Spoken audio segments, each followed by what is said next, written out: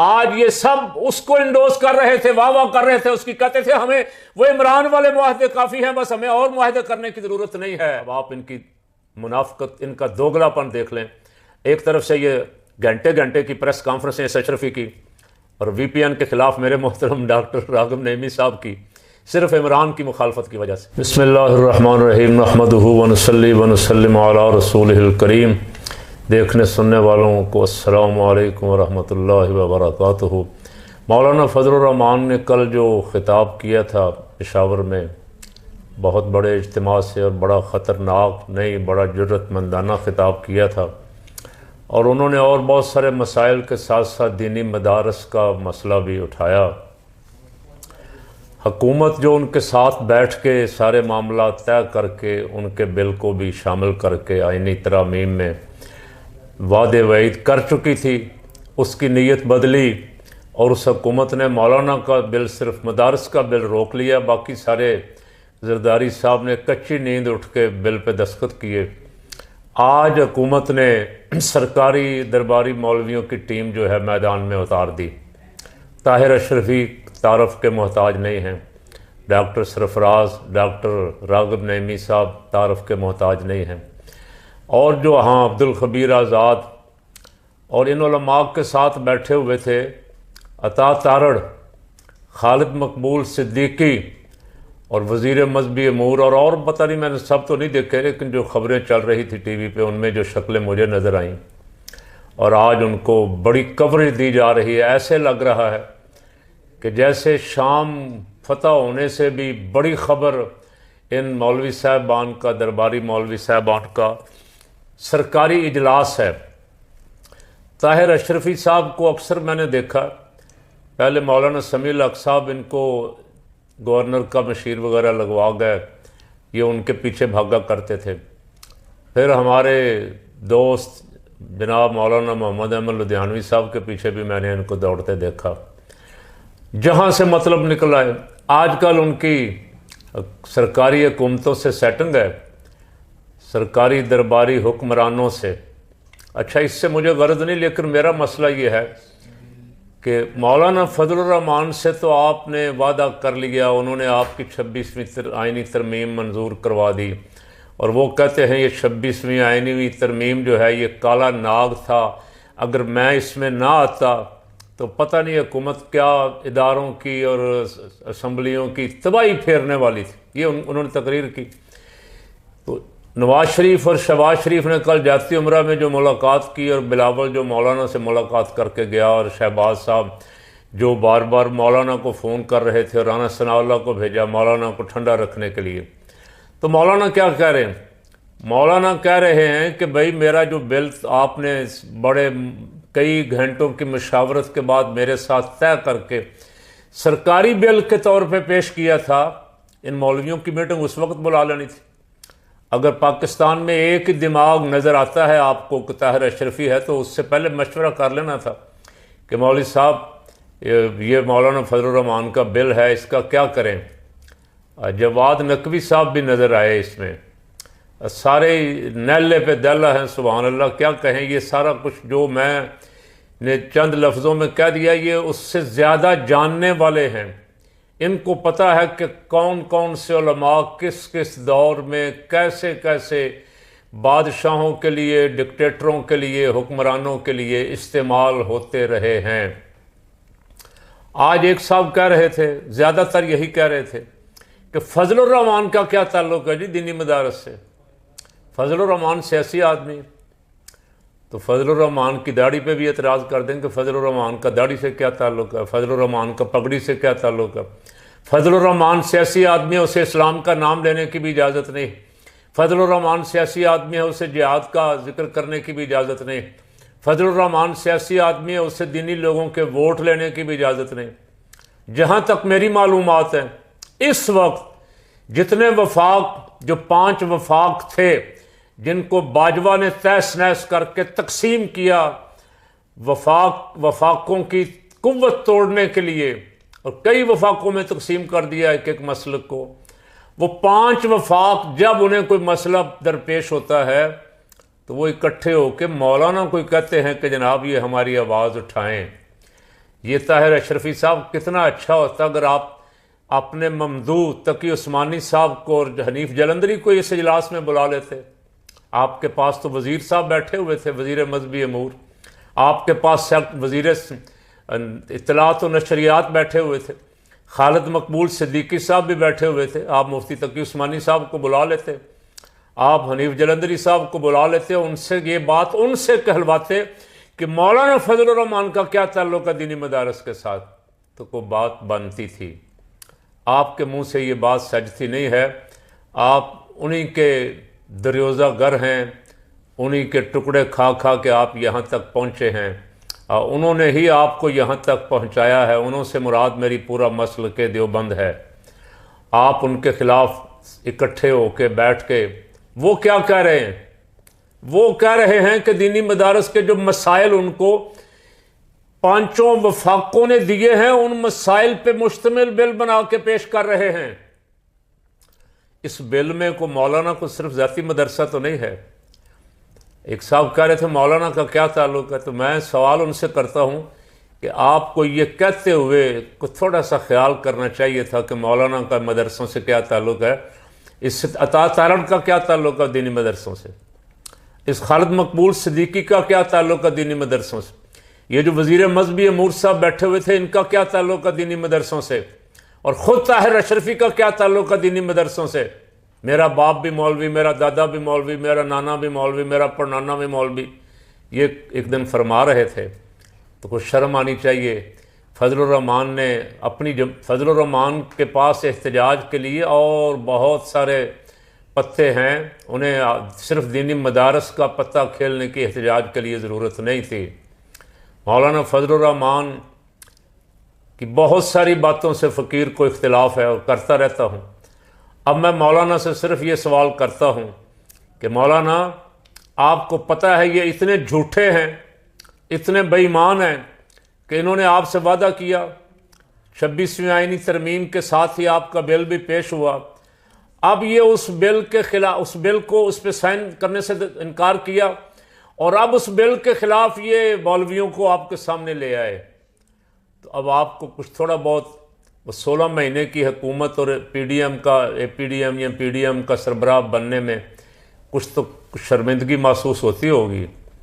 جن لوگوں کا آپ کو پتہ ہے کہ وہ اپنے مفادات کے لیے علماء کو استعمال کرتے ہیں، ان کے پاس آج جتنے چہرے آپ نے دیکھے یہ سب موجود ہیں، جب وہ چاہیں جو چاہیں ان سے بیان دلوا دیں، تو آپ کو ایسے لوگوں کا ساتھ دیتے ہوئے 1000 دفعہ سوچنا چاہیے کہ آپ دینی جماعتوں کی نمائندگی کرتے ہیں، آپ اسلام کا نام لیتے ہیں، آپ اسلامی سیاست، سچی سیاست جو صحابہ کرام رضوان اللہ علیہ مجمعین نے اور ہمارے اکابرین نے کی، آپ اس کے دائی ہونے کے دعوے دار ہیں۔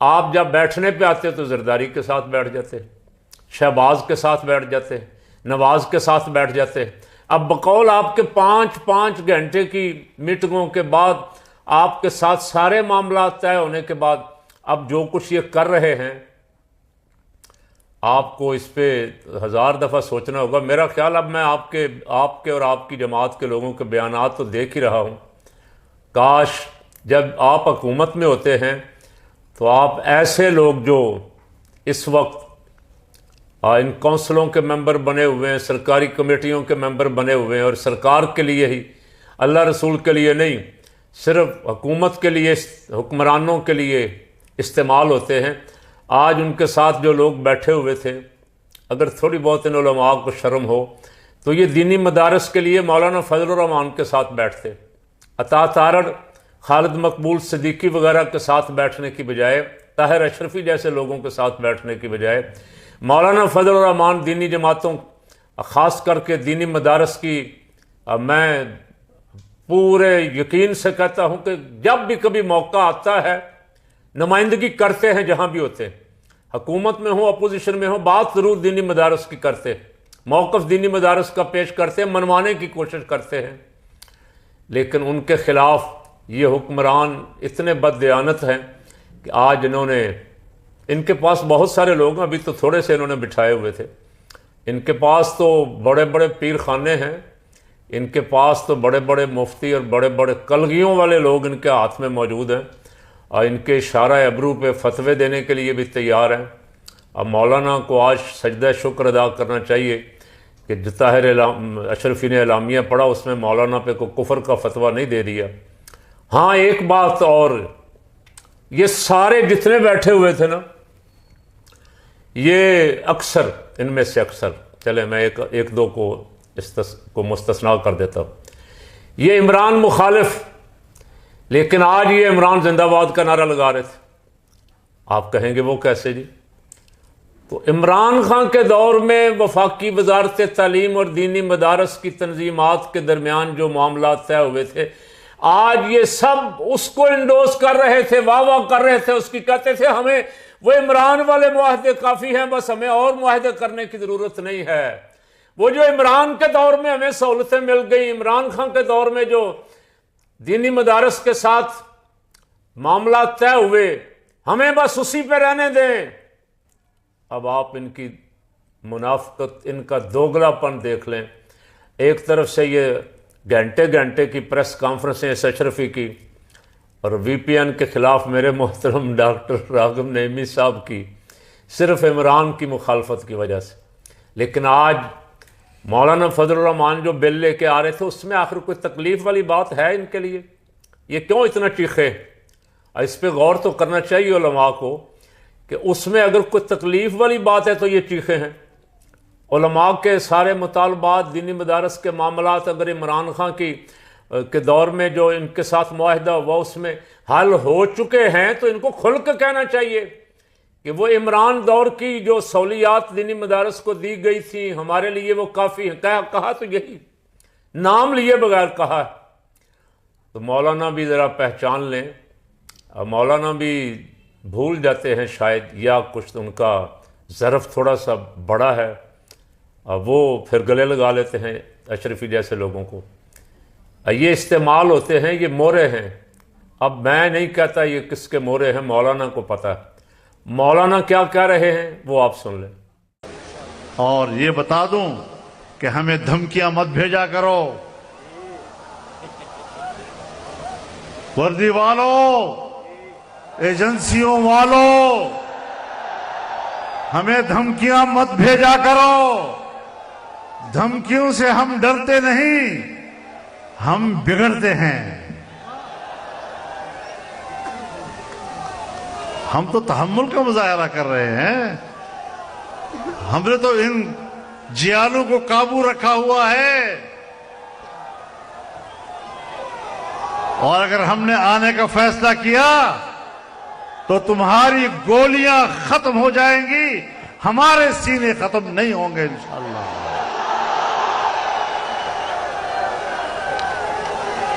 دھمکیاں نہ بھیجا کرو، شرافت سے رہو گے تو شرافت سے رہیں گے، بدماشی کرو گے تو ہم سے بڑا بدماش کوئی اور نہیں ہوگا۔ مولانا اس وقت کھڑے ہیں کھلم کھلا سسٹم کے خلاف اور نظام کے خلاف، اور دینی مدارس کو نظر انداز کیا جا رہا ہے جب سے پاکستان بنا ہے۔ میں کہہ رہا ہوں ایک ٹیڈی پیسے کی امداد تو کیا، دینی مدارس اور مساجد کے جو بجلی کے بل آتے ہیں ان میں تمام ٹیکس بھی شامل ہیں۔ حکومت اتنا بھی کرنے کے لیے تیار نہیں ہے کہ ان ٹیکسوں کو ہی دینی مدارس سے اٹھا لے کہ ان کو صرف اصل بجلی کا بل آئے گا، اس میں ٹیکس وغیرہ۔ اور پتہ نہیں، مجھے آج کل میں نے دیکھا نہیں کہ پہلے تو مسجدوں کو ٹی وی کا ٹیکس بھی لگا دیا تھا، پی ٹی وی کا۔ جتنے وہاں لفافے صحافی بیٹھے ہوئے ہیں، مسجدوں سے ٹیکس لے کے لفافے ان کو دیے جا رہے ہیں، اور یہ لفافے جو ہیں آج سارا دن ایسے چلا رہے تھے جیسے شام کا فاتح محمد الجولانی کو پریس کانفرنس کر رہا ہے، ایسے بٹھائے ہوئے تھے۔ اور ہر خبر نامے میں 10-15 منٹ وزیر اعظم صدر، تو اس سے مولانا فضل الرحمان صاحب آپ جن سے 5 گھنٹے کی ملاقاتیں بلاول اوسر جاتی عمرہ میں جا کے کرتے ہیں، ان کی نیتوں کا اندازہ ابھی بھی ہوا ہے یا نہیں ہوا؟ اور نہیں ہوا تو کب ہوگا؟ آپ جس دن خالصتاً ڈٹ کے میدان میں نکلیں گے اور ہر درباری سرکاری سے ذرا تھوڑا سا اسے للکار کے نکلیں گے تو قوم بھی آپ کے ساتھ کھڑی ہوگی۔ ابھی تو قوم سوچ رہی ہے کہ پتہ نہیں آج آپ کا بیان یہ ہے، کل آپ کا بیان کیا ہوگا۔ آپ کا آج بیان یہ بھی چل رہا ہے کہ کل ہم لائحہ عمل کا اعلان کرنے والے تھے لیکن مفتی تقی عثمانی کے کہنے پہ ہم رک گئے ہیں۔ تو مفتی تقی عثمانی صاحب تو گورنر ٹیسوری کے ہاتھوں ہی پھسل جاتے ہیں، اور ان کو اگر کسی بڑی سرکار نے، وزیر اعظم نے یا پریزیڈنٹ نے بلا لیا تو مولانا وہ بھی کہیں آپ کا ساتھ نہ چھوڑ جائیں۔ بہرحال دینی مدارس کے معاملے پہ میں آپ کے ساتھ ہوں، اور میرا ووٹ ادھر ہے جدھر دینی مدارس کا مفاد ہے، جدھر دینی مدارس کے لاکھوں طلباء کا مفاد ہے۔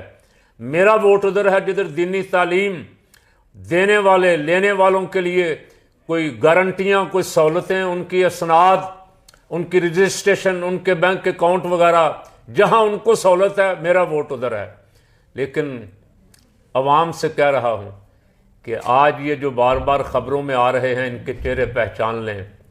یہ ایک دن بھی نہیں مولانا کی تقریر کو گزرا یہ میدان میں اتار دیے گئے ہیں، مولانا کو صرف یہ دکھانے کے لیے کہ یہ دیکھ لیں ہمارے پاس یہ بھی ہیں۔